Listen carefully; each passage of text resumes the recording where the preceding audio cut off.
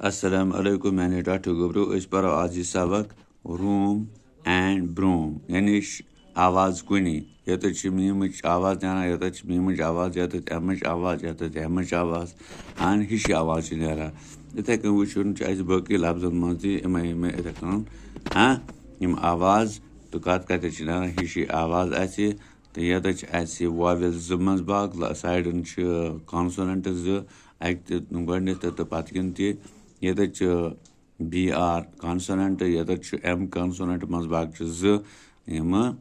vowels इस्तेमाल कर्मित वुच तो bro कन पकड़ो तो यह बूम इथे क मून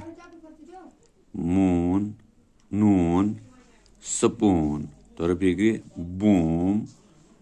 यानी यह द्राय मीमच आवाज मून नूनच आवाज मून नून नूनच आवाज स्पून नूनच आवाज नेरान कूल यत लामच आवाज नेरान फूल लामच आवाज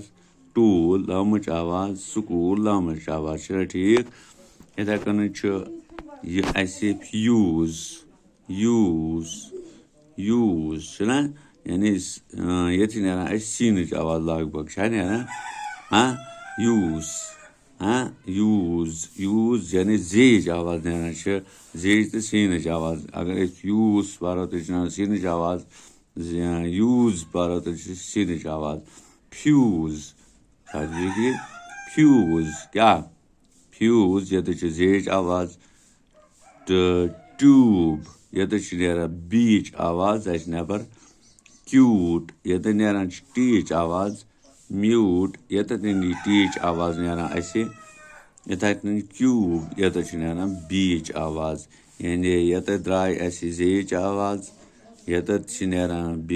बेच आवाज यत नेरान टेच आवाज यत नेरान टेच आवाज यत नेरान बेच आवाज ठीक वुच तो यह पढ़ो बे boom moon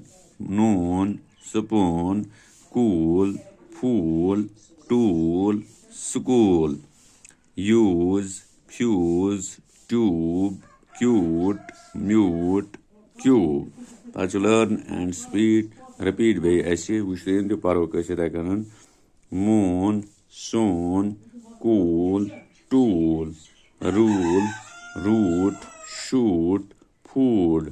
twin loom bloom home mule क्या बे पढ़ो MOON moon SOON soon COOL cool TOOL tool FOOL pool RULE rule ROOT root SHOOT